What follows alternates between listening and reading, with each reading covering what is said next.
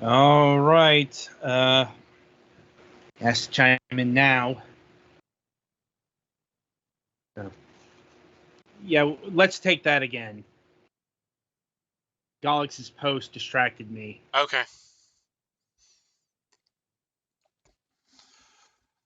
Alrighty, so you good now? Yeah. Alrighty. We will begin again in 5, 4, 3, 2, 1.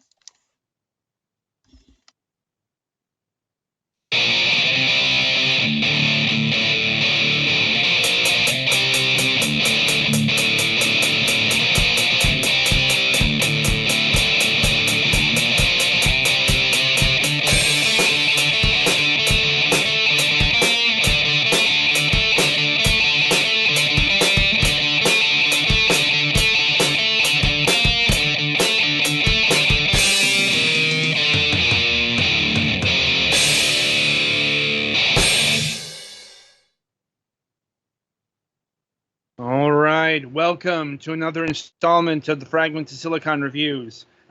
3 reviews up this time, or technically speaking, 2 reviews, 1 impressions video. As mentioned on Wednesday, this past week I was dealing with a finger infection and thus needed to adjust my slate accordingly since, I didn't want to be playing a button mashy kind of game with an infected finger. So my game this week was Kiss the Demiurge. Although I guess calling it game may be a bit strong since it's a visual novel, though as we've demonstrated in the past, visual novels can range a gamut. Though this one is definitely on the novel side of the equation. As in, it's basically a book in, visual format. As opposed to last week's visual novel, which was among the gamiest visual novels we've ever covered on this program. Like I said, it's a surprising range when it comes to these things. Anyway, Kiss the Demiurge doesn't have anything to do with the Gnostic Gospels or like the actual Demiurge from that faith. No, this is a Yuri visual novel about a mage named Minori who is hiding magic from the world. She has spurned love in the pursuit of her mission. One day, she meets a group of 3 girls obsessing over magic. Will she stop them from discovering real magic, or will she fall for their charms? Find out in this dramatic girls' love story. Right, so that's the basic overreach of the plot. And also worth noting, this isn't a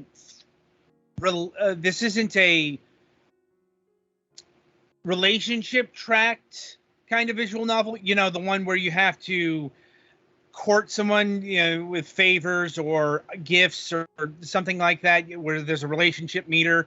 Nothing of the sort here.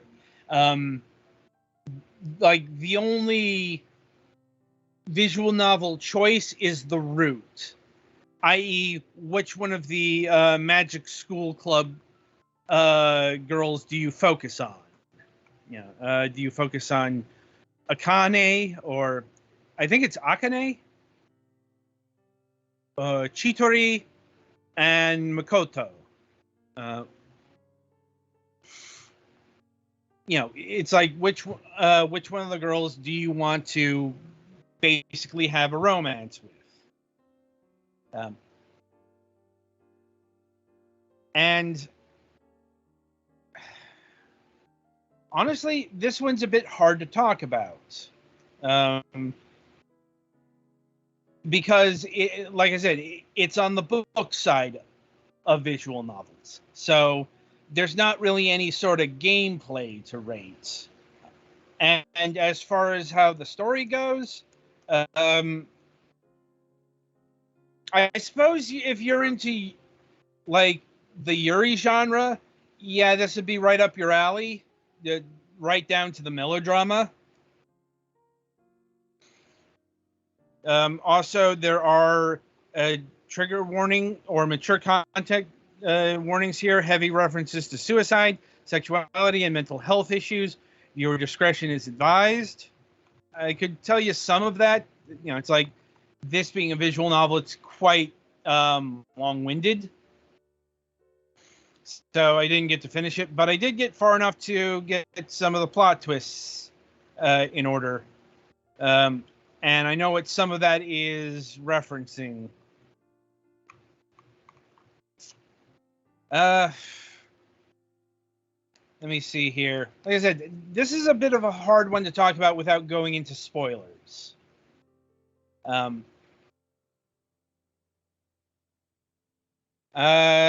So as far as the art style goes, yeah, I wasn't too impressed with that. It looks very simplistic, to put it nicely. I guess I'm going to have to put this kind of unnicely, but like most of the in-game art, it looks like it was culled directly from a 2000s era how to draw manga book. Mm-hmm. You know, it's got that very try hard, you know, anime look to it without actually looking like, you know, it doesn't look like an anime. It looks like an anime knockoff. Right. And I'm not sure if that was intentional or not, or if that's just, I think the thing that's really been distracting me is like some of the mismatched art, like some of the screenshots, you know, show really detailed art.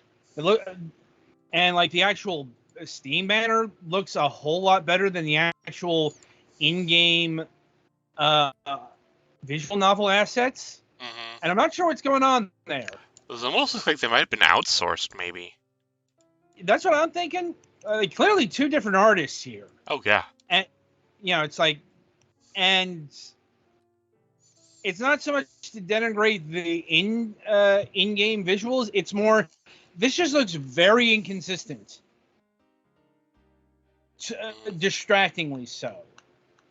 Though less of an issue in game, if only because you're going to be seeing these visuals for most of it. How you feel about that is going to be up to your discretion, but yeah, not gonna lie, this is kind of below par for what we usually review. As in, you know, like a visual novel from Manga Gamer. Mm-hmm. Art's definitely a couple of notches below that, at least on the usual, unfortunately. Music, that was much more typical visual novel flair, as in I found it very generic and dull and ended up muting it. And, you know, just like putting on something on in the background. You know, it's like, hey, here, I'll play 3 episodes of Kim's Convenience, for example, while I read this. So I really couldn't recommend it on the visual or audio side of the equation. Really, I would come here for the story. And yeah, like the story is fine. It's just like, if you're not familiar with how melodramatic Yuri stories can get, you might be in for a bit of a sticker shock.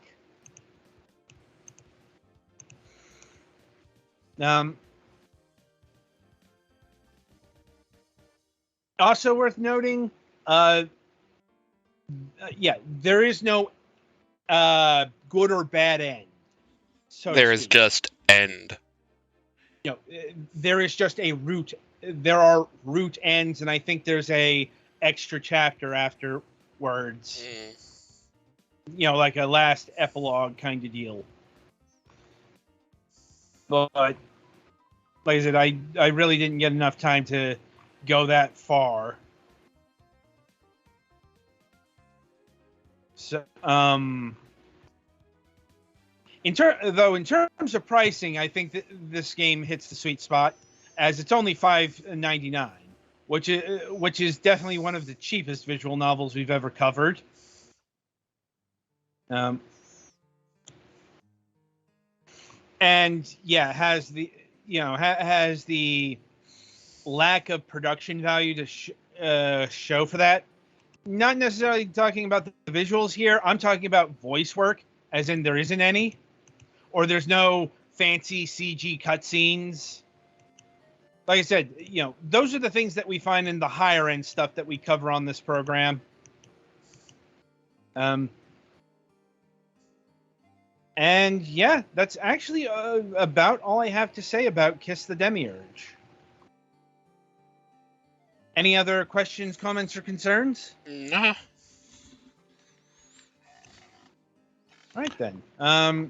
So yeah, be sure to tune in after the break, as Petty will be reviewing Shoulders of Giants.